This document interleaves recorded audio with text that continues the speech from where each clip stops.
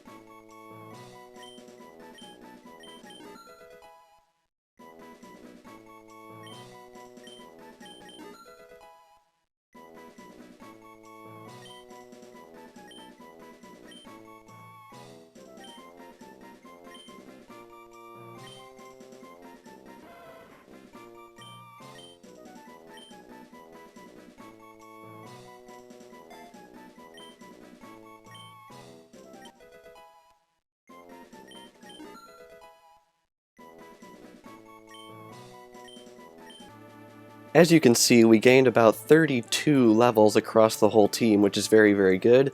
I do not know what level the Elite Four has been made to be in this game, so I might have grossly over-prepared, I might have not. And speaking of grossly over-preparing, I also went and bought these rations off-screen, so we're definitely going to be making use of that. But are we ready to take on the Elite Four yet? Actually, no. There is one thing I want to do. We want to come over to this guy and get teleported back into the Johto region because I would like to go buy some TMs for our team. So, without further ado, I will meet you all over in Goldenrod City. Alright, here we are at the department store. As you can see, we are on the 5th floor. I would like to buy some TMs here for our team because I think we're still a little bit lacking in the move department. So I would like to buy 2 Thunder Punches, 2 Fire Punches, and 2 Ice Punches.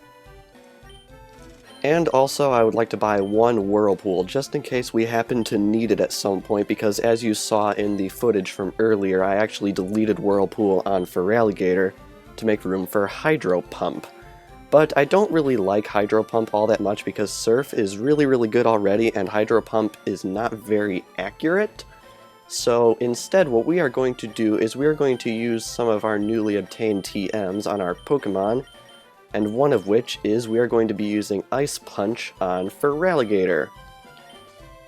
We are going to be deleting Hydro Pump, so that will make our final moveset be Surf, Bite, Ice Punch, and Cut. So I think that should be pretty good. 1, 2, and poof. FireRed forgets Hydro Pump, and let's put Ice Punch on FireRed. Very, very good. So I'm sure you all know where this is going. I'm going to be teaching these TMs to a bunch of our Pokemon, so I'm just going to cut away right here while I do that because the animations for these are very, very long. So I'm just going to cut away and I'll meet you guys back once I've taught all of these moves. Alrighty, I have taught all of the TMs to our Pokemon. I might as well show you what I've done. As you know, FireRed got Ice Punch, Alakazam got Thunder Punch and Fire Punch, and Gengar also got Thunder Punch and Fire Punch. One change that I think some people might have an issue with is the fact that I got rid of Shadow Punch on Gengar, but my reasoning for this is Thunder Punch is a little bit more powerful, and you're probably like, wait, but Gengar gets Stab on Shadow Punch. But the thing is, Gengar's special attack is way higher than its physical attack, so I figured why not make its stab attack Shadow Ball?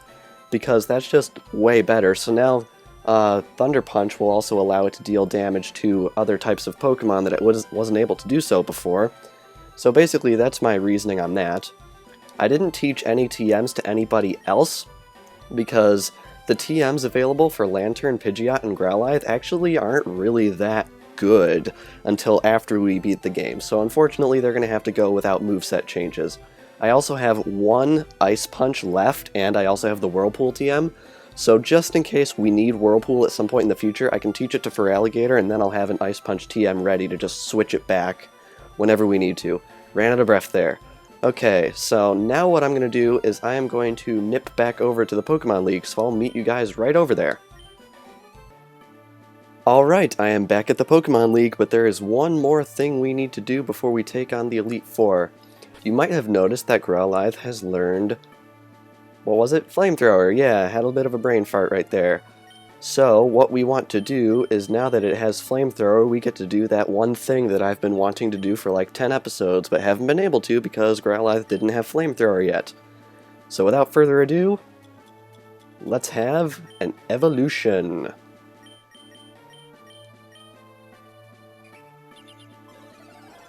Firestone was used on Growlithe.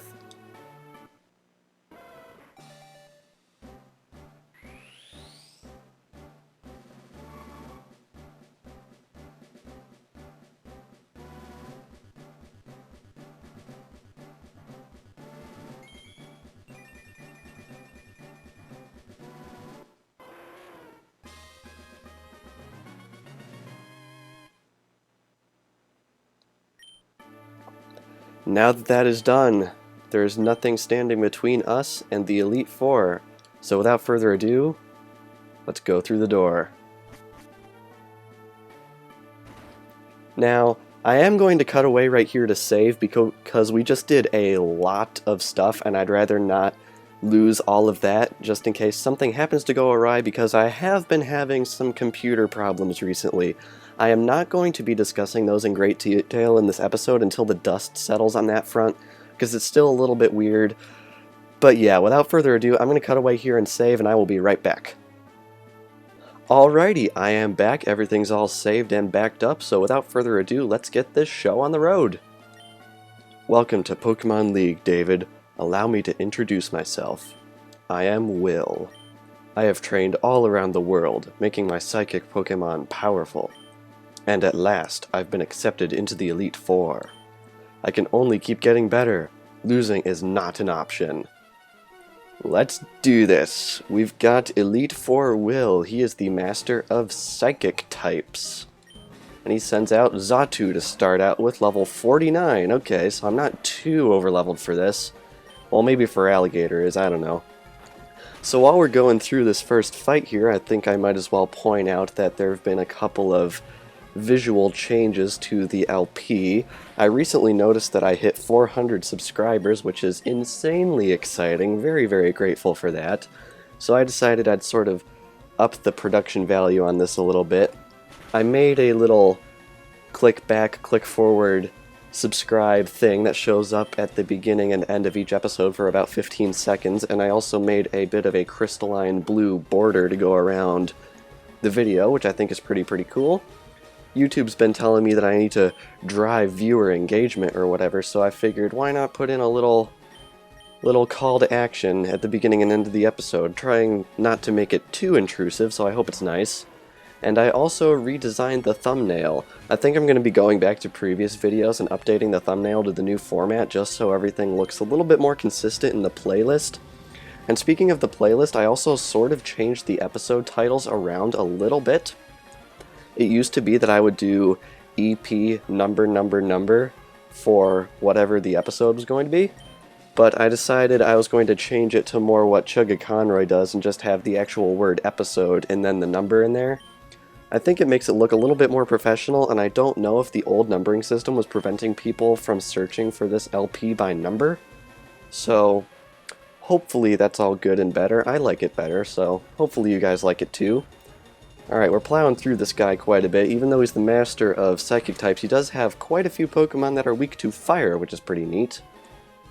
Good thing we're not pulling off one-shots, because one-shots would be a little bit boring. So at least we got a little bit of interesting things going on here. We got Arcanine asleep, which is pretty interesting. I mean, not good, but it's something.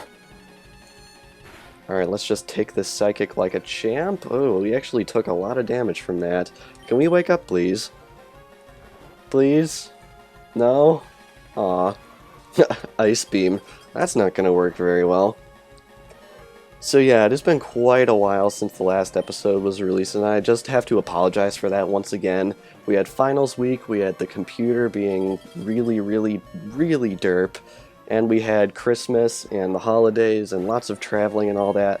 So I hope you will understand that I haven't been uploading a lot recently, but it's not like I'm just getting lazy. There was a lot of stuff that went behind the scenes that was going on, but hopefully we can get back into the swing of things, and once we got all the computer stuff sorted out, might even be able to accelerate production a little bit, we can hope.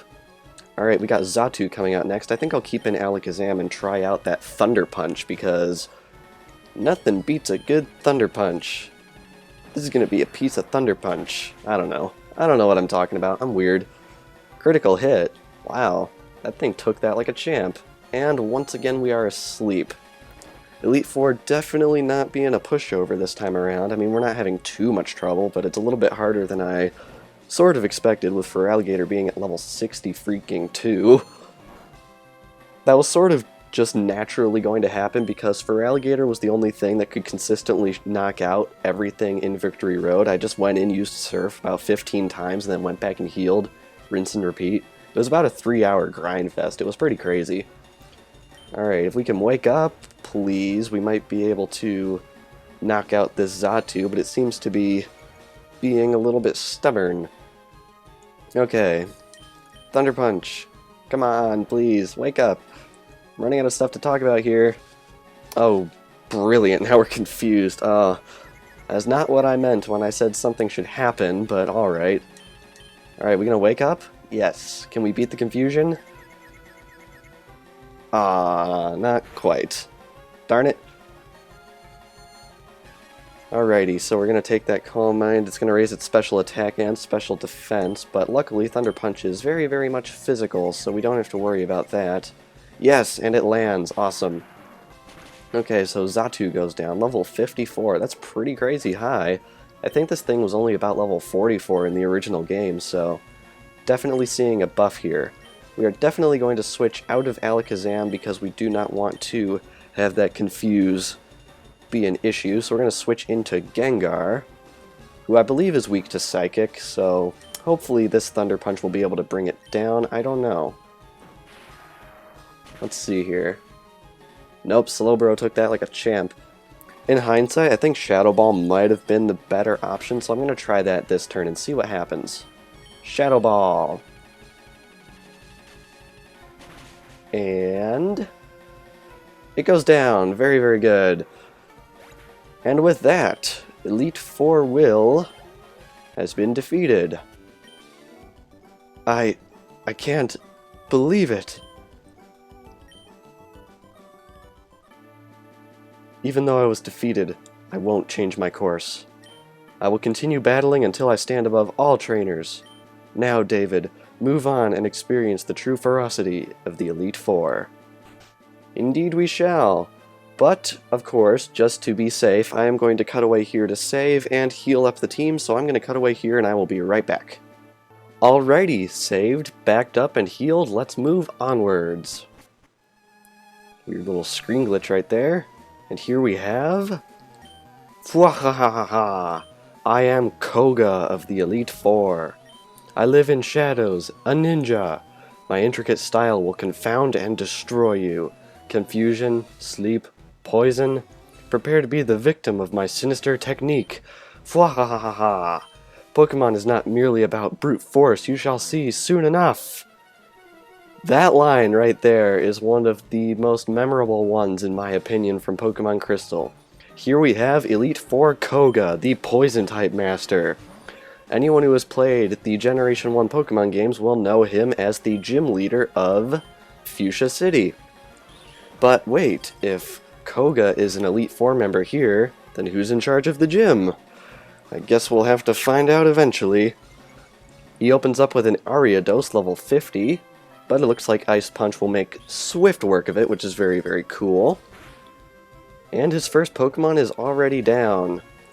I think it's so cool how they moved up Koga to the Elite Four in Pokemon Crystal. I felt like, in hindsight, after I knew exactly where he was from, because Crystal was my first game, I thought it was so cool how they brought in that little bit of continuity. It's what really made the Generation 2 games really, really cool, was the sense of evolution from Generation 1.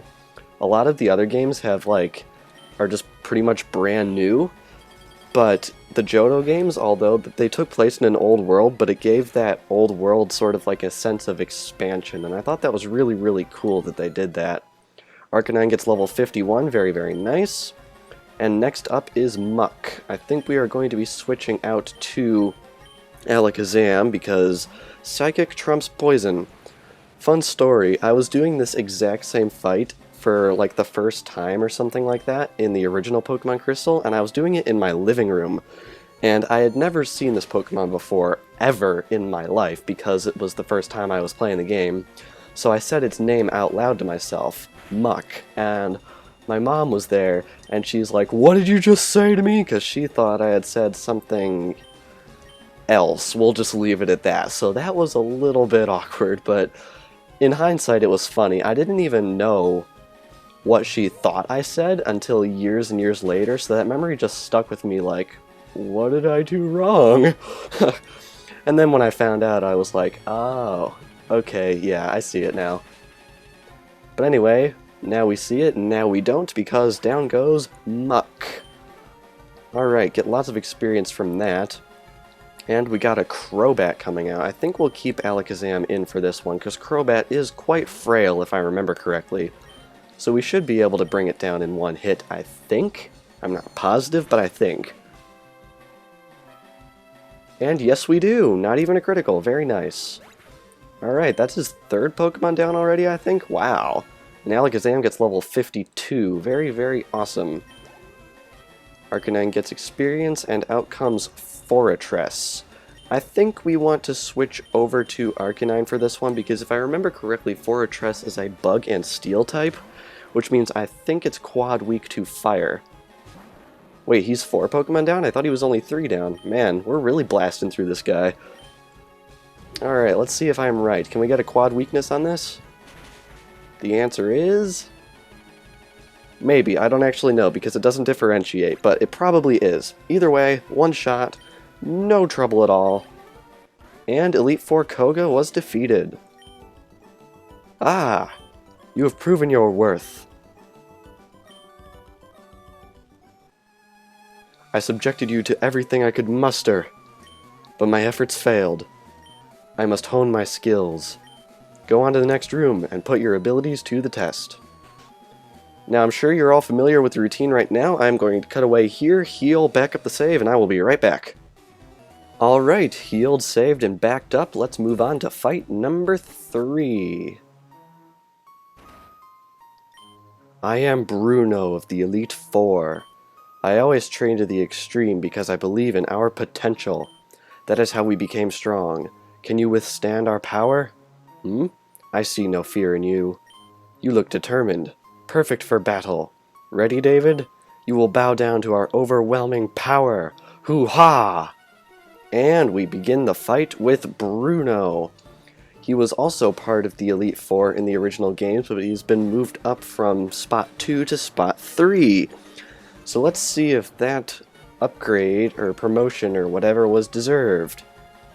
So let's see if we can open right up here with a Surf and see if we can get a one-shot right off the bat, because one-shots are always fun. The answer is no, and he's using Dig, which is not good, so I think what I'm going to do is outsmart him, and we are going to switch over to Pidgeot, who hopefully will be a little bit more useful, because honestly, I think Pidgeot must have gotten a nerf or something, because I remember it being a lot better in the older games. It hasn't really been performing quite up to par in this one, but hopefully that's going to change, because it just got a KO on Hitmontop, which is very, very cool. Alrighty, so let's see what he's going to bring out next. Hitmonchan, I think we'll keep in. It's pretty risky though, because I'm pretty sure a lot of this guy's Pokemon, although he is a fighting type master, I believe a lot of his Pokemon actually pack Rock Slide, so hopefully we won't have too much trouble with that. See if we can get a good bit of damage on Hitmonchan. Oh wow, a critical. That is very, very good. Really plowing through these guys. I feel like I'm a little bit over leveled, but honestly, since we seem to be seeing a bit of a 9-ish level increase on these guys, I'm really afraid as to what we're going to be seeing versus the champion. Alright, Machamp is coming out next. Let's see here. Do another wing attack, see how that'll treat us, but I have a feeling this thing is packing Rock Slides, so we might be in a bit of a jam. No, it actually used Foresight. I don't understand exactly what Foresight does against Pokemon that are non-Ghost type. It's not a move I've really ever used before, and Machamp goes down. This is quite surprising. I thought the AI would be a little bit more intelligent than it currently is being, but alright, we got an Onix coming out, which is not a fighting type at all, so we are going to be switching out into Feraligatr. That's the one really random thing. I don't get what this guy's deal is, but he doesn't have all fighting types. He has Onix. I think he might actually have 2. I'm not positive, but we'll have to see. But it's a little bit strange how they did that. Anywho, almost down. He's packing Earthquake, which is quite a powerful move. Doesn't actually do that much on Feraligatr, which is good. And Onix goes down. Very, very good. I feel kind of bad about over-preparing for this a little bit, but honestly, I made it a point to not spoil myself on certain things like this. So I tried to avoid knowing what the Elite Four was at in this game, so I basically aimed for a better safe than sorry approach, because we don't want to get in here, get to the 4th person, and get destroyed. That really wouldn't be very, very fun. But yeah, so anyone who's a little bit disappointed that I'm having a little bit of a breeze here, I have a feeling it'll get harder as we go in, and I didn't want to under-prepare accidentally, so that's my reasoning behind that. But anyway, it looks like Bruno has been defeated. Why? How could we lose? Having lost, I have no right to say anything. Go face your next challenge. I was hoping they'd make him do that face to the side thing that he's done in previous games. But either way, as per routine, I'm going to heal and back up the save, and I will be right back once again. Alrighty, I am back once again, all healed and backed up and all that. To follow up from the last clip, I looked it up, and Bruno has 2 Onyx in FireRed, Leaf Green, and I presume Generation 1. So I am not crazy, which is good. So let's head through the door. I am Karen of the Elite Four. You're David? How amusing. I love Dark-type Pokemon. I find their wild, tough image to be so appealing. And they're so strong. Think you can take them? Just try to entertain me. Let's go. This is the final fight. This is Karen of the Elite Four. She specializes in dark types, which is always very, very cool because as of right now, there is no gym leader that trains dark types. Hopefully that'll change in Generation 7, but we'll just have to wait and see. Now, something that we might have noticed is that the rooms that the Elite Four are stationed in do not represent the type. And I was a little bit thrown off by that at first, but it turns out it's because they represent the types of the Elite Four that were present here in FireRed and Leaf Green. So I think it's very, very cool that the mod creator did that. Very, very nice touch, because they actually changed it up quite a bit in Gold, Silver, and Crystal, so they didn't have matching rooms in, they had their matching rooms in what am I trying to say? They had their matching rooms in Generation 2, but they do not have their matching rooms here as sort of a callback to FireRed and Leaf Green. There, I said it. I might not be crazy, but I think I have a bit of a speech impediment, because as soon as I step in front of the mic, I can't talk properly. And look at that, not even any damage in, and we are already confused. That's really, really crappy. But luckily we snapped out, and hopefully we'll be able to bring it down a notch. Wow, it took that like a champ. That's impressive. I have a feeling this will easily be the hardest of the Elite Four to defeat, obviously, but unfortunately the champion is even harder. So hopefully this doesn't go too horribly, because otherwise we might have a bit of a problem. Alrighty. Can we bring it down with Surf? Yes we can. Very, very cool. Alrighty. What is Karen going to send out next? Got level 63 in Feraligatr. Very, very cool. And we got Vileplume coming out. I think we are going to switch over to Pidgeot. Why not? Got the type advantage. Let's do this thing. Alrighty, Vileplume comes out. I went and looked up Bruno's Machamp from the last video. It was, not the last video, the last clip. And it was level 57 here. It was level 46 in the original Crystal, which means it got an 11 level boost. That is insane. Like, that's utterly terrifying to think about. I'm just glad I didn't realize that while I was recording, otherwise I might have sort of freaked out a little bit. Of course we're paralyzed and we can't move, because why not? Alright, we outspeed it this time, we get the wing attack in, and down goes Vileplume. Very, very good. Alrighty. Get lots of experience.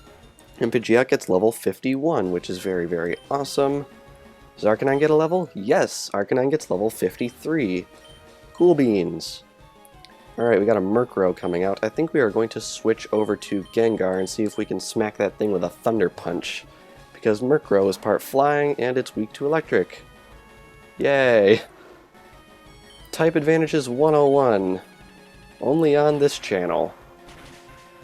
Alrighty, can Thunder Punch bring it down? No, because Gengar's physical attack is not very good. But one more Thunder Punch should be able to do it if we don't get knocked out. That was actually really close. Alright. Thunder Punch. And down goes Murkrow. Very good. Gengar gets experience.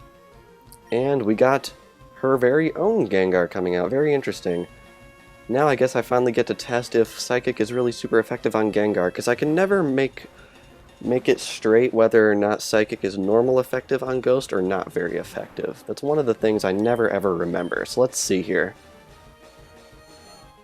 Okay, it's normal effective on Ghost because it's super effective on Gengar's Poison type, which means it works out to a super effective. We got a one-shot, which is very, very cool. And Houndoom, I believe her last Pokemon is coming out. Let's switch back over to Feraligatr and see if we can bring it down with a well-placed Surf. Just noticing it just now, I'm really liking the color of the background here. It's an interesting greenish-gray color. I like it. Alright, level 58 Houndoom. Can we bring it down in one hit? Yes, we can, but I have a feeling that was a bit close because it was going down a bit slowly. But either way, that's it. That's the Elite Four. Well, aren't you good? I like that in a trainer. Strong Pokemon, weak Pokemon, that is only the selfish perception of people. Truly skilled trainers should try to win with their favorites. I like your style. You understand what's important. Go on. Champion is waiting. Alrighty, I'm going to cut away here and heal, and then I'll be back to do the outro for this video, so I will be right back. Alright, I healed up the team. I also reshuffled the order around a little bit based on level, and I gave the experience share to Gengar since Arcanine's gained, I believe, 3 levels in this episode, which is pretty cool.